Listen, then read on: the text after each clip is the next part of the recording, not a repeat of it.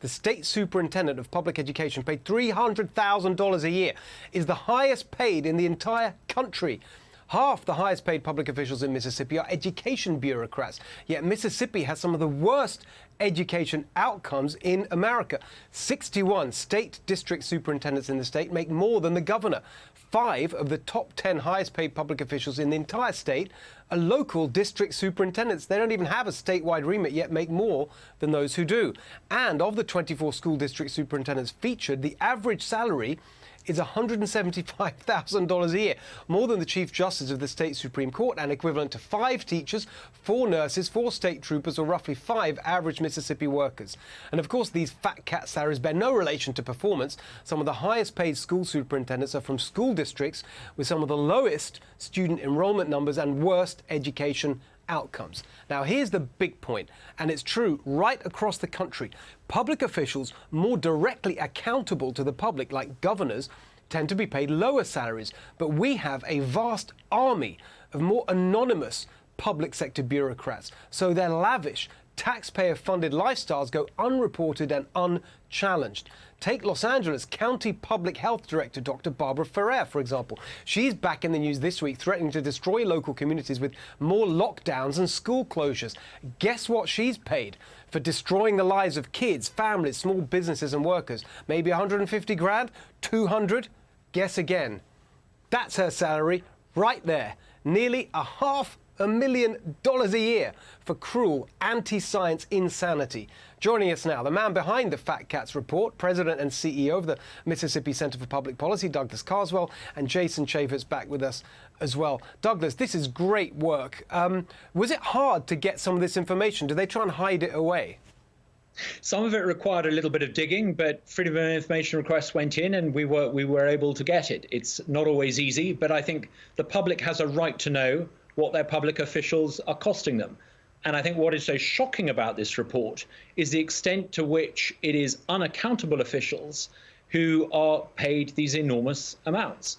You would expect, I think, logically, that the state governor would have the highest salary in a state, but the state governor doesn't even make the list. In fact, the state governor wouldn't even make a list of the top 100 public officials. It's dominated by bureaucrats, often education bureaucrats, who don't even have a statewide remit. Sometimes they manage a school board with 4,000 or 5,000 enrolled, and they don't seem to have any relationship between the quality of education they provide and the huge salaries that they draw upon. It's quite. Who's approving these salaries? What's the process? I mean, do they just, award it to themselves? What's the oversight? There's no real effective oversight or scrutiny. Now, notionally, the board is meant to ratify the decision, but there's no real oversight. And that's why in, for example, Holmes County, you've seen a superintendent paid $170,000 a year, despite that district being consistently F-rated, and despite the fact that the board that he presides over provides education for about 3,000 students. So I think what we need to do is create a system so that if a public official is to be paid more than the governor, there needs to be a process of public oversight, of some form of public scrutiny. And our report proposes how to do this. The key is accountability. Yeah. If we want to get good value from our public officials, the public should be able to oversee public officials and what they're paid. And Jason, just taking it broader, right across the country, we talk about the administrative state, and often we think about Washington. But actually, this bloated bureaucracy is sort of messing things up right across the country at every level. And to find out that they're paid these vast salaries. Yeah, Douglas Carswell is to be commended. These are the types of reports that need to happen state by state. And Mississippi, you would think, would be much better managed. And the state legislature is going to have to jump in there and also play a role, as well as those county commissioners.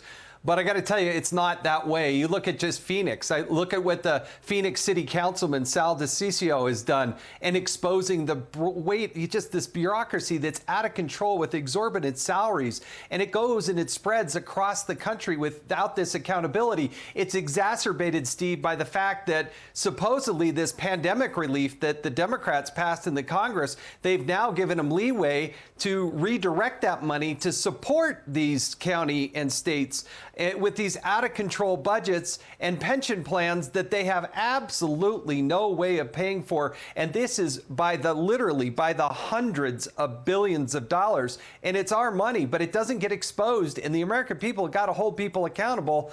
But it starts with this great report that's coming out of Mississippi. So hats off to you for doing it. And just one last quick point, Jason. I mean, it seems to me that this is what a really deeply troubling trend in America, that you've got this whole kind of world of public sector bloat, with the universities and the bureaucracy, and they're all getting infected by this woke ideology, and so many people attracted by these salaries. Think this is a productive kind of career path instead of going and doing something useful.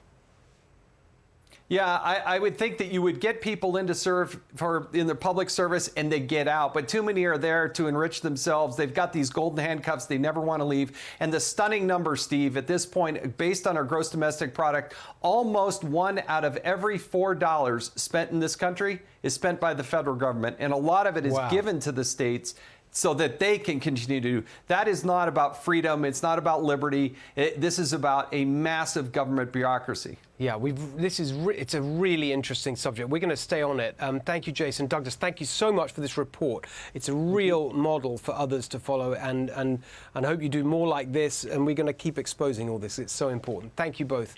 Hey, Sean Hannity here. Hey, click here to subscribe to Fox News YouTube page and catch our hottest interviews and most compelling analysis. You will not get it anywhere else.